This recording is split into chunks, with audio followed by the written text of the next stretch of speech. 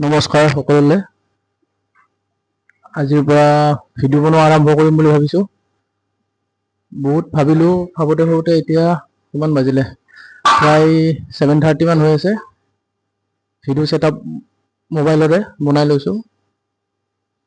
বহুত দিন আগৰ পৰা ভাবি আছিলোঁ, কিন্তু কি ক'ম, লাজো লাগে, সময়ো নাই। সময় নাই নহয়, সময় নোহোৱাটো এটা বাহানা বাৰু। লাজি লাগে সঁচা কথা ক'বলৈ গ'লে। তো ভিডিঅ' বনাই থোৱাৰ মেইন উদ্দেশ্য এটাই, যিখিনি আছে সেইখিনি সময়ৰ লগত মিলাই ডিজিটেল ইণ্ডিয়া সাঁচি ৰাখিম। কোনো স্ক্ৰিপ্ট নাথাকে, অন কেমেৰা যি আহে সেইটোৱে শ্বুট কৰিম আৰু সেইটোৱে আপলোড কৰিম। এডিটিং একো নাথাকে তাতে। তো ভাল পালে ক'ব, বনাই যাম। আচলতে আজি মোৰ জন্মদিন, আজি মোৰ 34 হ'ল আৰু হয়তো 16 ইয়াৰ্ছ পিছত মোৰ 50 হৈ যাব। তো 16 বছৰ কেনেকৈ যায় হয়তো গমো নাপাম।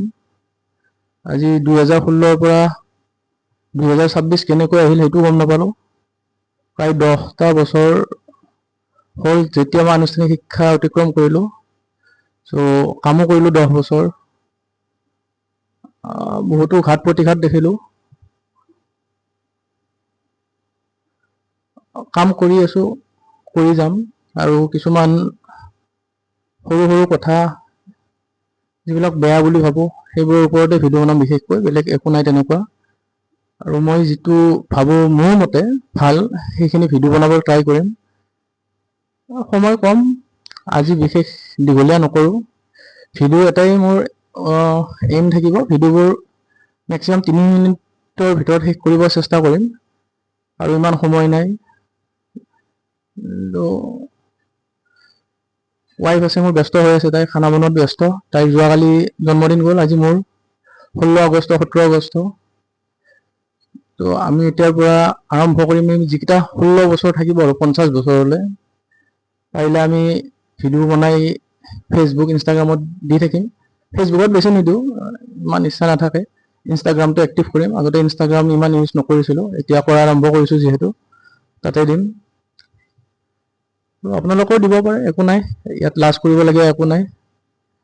সময়, আমাৰ নৰেন্দ্ৰ মোদী ইমান ব্যস্ততাৰ মাজতো যদি সময় উলিয়াই ইনষ্টাগ্ৰামত ভিডিঅ' দিব পাৰে, তো আমি কিয় নোৱাৰিম। তো সেইটোৱে আৰু। সময়টো উপভোগ কৰক। জীৱনৰ যিমানখিনি সময় জীয়াই আছোঁ, বৰ্তমানত জীয়াই থাকক। ভৱিষ্যতৰ কথা ভাবি ইমান একো লাভ নাই বুলি মই ভাবোঁ। কাৰণ আমাৰ সমস্যা কেতিয়াও শেষ নহয়। আজি যদি এটা সমস্যা শেষ হৈছে, কাইলৈ আপুনি দেখিব আকৌ বেলেগ এটা সমস্যা হৈছে।